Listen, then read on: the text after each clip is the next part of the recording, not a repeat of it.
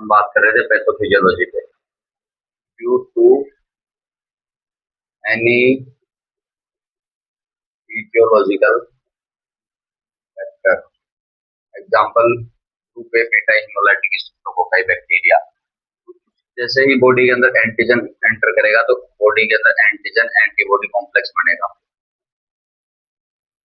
Antigen antibody complex ये क्या करेगा, जब ये ब्लड के अंदर रहेगा तो जैसे ही ब्लड ग्लोमेरुलस के पास पहुंचेगा, ब्लड रीच टू ग्लोमेरुलस,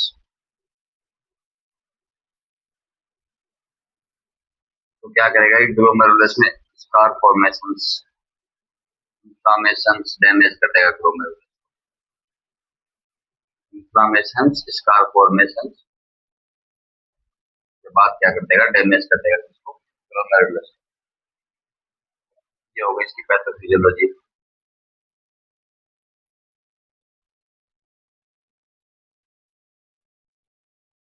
आपके जो साइन सिम्टम्स है वो आपको पैथोफिजियोलॉजी में समझ में आएंगे। आगे पैथोफिजियोलॉजी को अच्छे तरीके से समझ गए तो आपको साइन सिम्टम्स रटने की जरूरत नहीं पड़ेगी। जैसे मैंने बताया कि इन्फ्लाम्ड या scar formation in glomerulus, damage in glomerulus.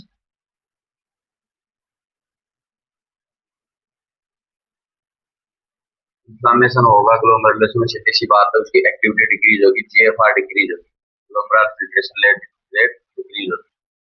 वो डिक्रीज होगी तो सीधी सी बात है ओलिगोयूरिया होगा, यूरिन आउटपुट डिक्रीज होगा। अब आपको पता है कि ओलिगोयूरिया होगा, बॉडी से फ्लूइड बाहर एक्सक्रीट नहीं हो रहा, तो सीधी सी बात है बॉडी के अंदर फ्लूइड का लेवल बढ़ेगा। बॉडी के अंदर फ्लूइड का लेवल बढ़ेगा तो सिम्टम्स क्या आएंगे, हाइपरवोलेमिया होगा। बता रहा हूँ पैथोफिजियोलॉजी अगर तरीके से याद कर ली तो आपको सिम्टम्स रखने की जरूरत नहीं है। हाइपरवोलेमिया होगा तो हाइपरटेंशन होगा, सीधी सी बात है। बाकी के जो बॉडी के सिस्टमेटिक सिस्टम है वहां पे फ्लूइड का लेवल बढ़ेगा, जैसे कार्डियक टेम्पोनार्डे होगा, इसके कॉम्प्लिकेशंस में जाएंगे। पल्मोनरी एडिमा होगा,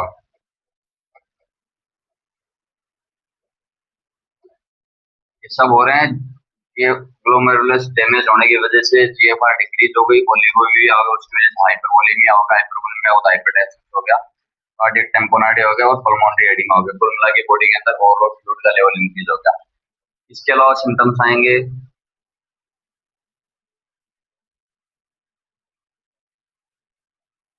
अगर ग्लोमेरुलस डैमेज हो गया तो सीधी सी बात है आरबीसी का फिल्ट्रेशन होगा। नॉर्मली आरबीसी का फिल्टर होता नहीं यूरिन फॉर्मेशन के टाइम पे, क्योंकि इसका साइज वगैरह ज्यादा होता है, इसलिए वहां पे ग्लोमेरुलर बेसमेंट मेम्ब्रेन से आरबीसी का फिल्ट्रेशन होता नहीं है।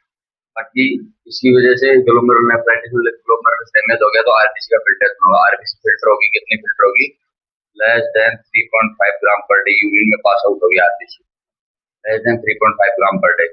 सीधी सी बात है यूरिन का कलर कैसा होगा, dark cola coloured urine.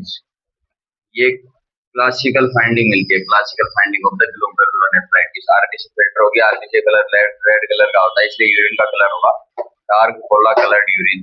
Classical finding of the glomerulonephritis, नोटसेट का क्वेश्चन है ये। Classical finding of the dark glomerulonephritis. सीधी सी बात है इसके साथ साथ फिल्टर होगा albumin.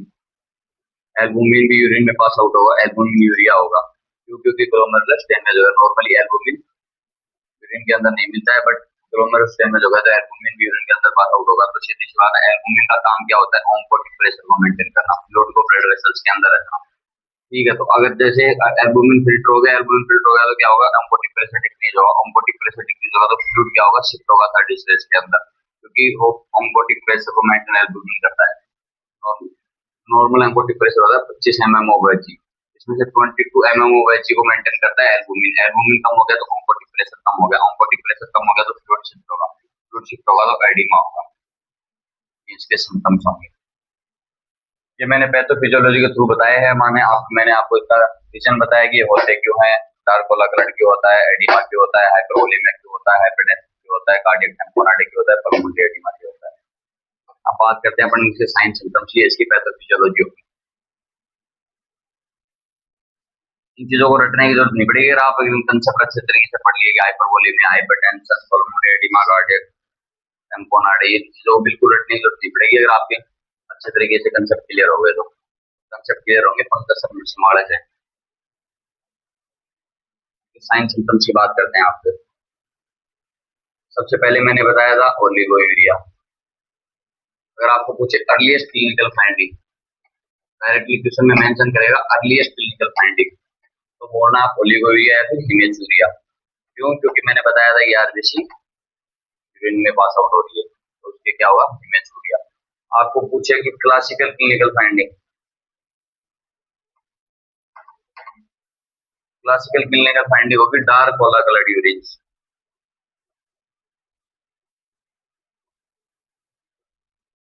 Dark cola coloured urine. इसके अलावा इसमें होगा एनीमिया, ग्लोमेरुलोनेफ्राइटिस वाले पेशेंट के अंदर एनीमिया मिलेगा। उसका रीजन मैंने बता दिया कि आरबीसी फिल्टर हो रही है, एक तो ये रीजन हो गया इसका, हिमेचूरिया हो रहा है इसलिए एनीमिया मिलेगा। एक रीजन और होता है, एक जो इसका जो कोज होता था group A beta haemolytic streptococci bacteria, वही एंजाइम सीक्रेट करता है स्ट्रेप्टोलाइसिन ओ, स्ट्रेप्टोलाइसिन ओ। ये भी क्या करता है? आरबीसी को डैमेज करता है, आरबीसी के नंबर को डिक्रीज करता है, इस केस में क्या होता है? एनीमिया होता है। सीधी सी बात है, एनीमिया होगा तो फैटी होगा, लिथार्जी होगा, वीकनेस होगी। एनीमिया हो रहा है, सीधी सी बात है पेलर होगा।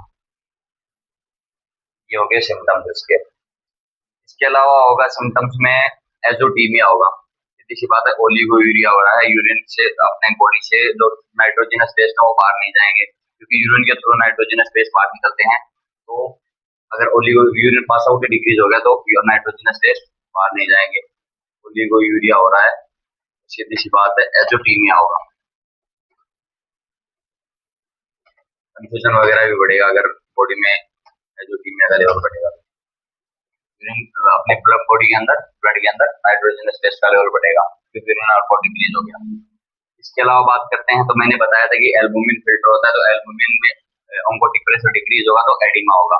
सबसे पहले इसमें एक सिम्टम्स होगा generalised oedema, generalised oedema also known as anasarca,